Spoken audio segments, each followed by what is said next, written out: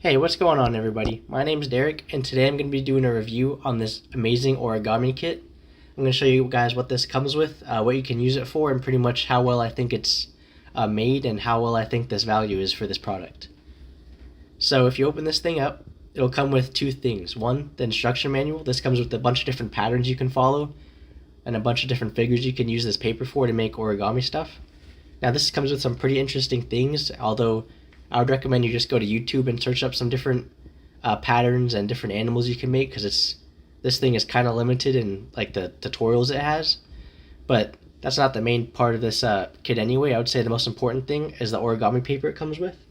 Now these are perfect squares, which you need for origami most of the time because you don't want rectangular pieces of paper. Here's a sample of a couple of the different pieces of paper it comes with and the patterns. They also have a flat color on the bottom if you want just like a flat color swan or whatever you want to make. So overall, the quality of this paper is pretty good. I would definitely recommend it if you're a novice or not a beginner at origami alike.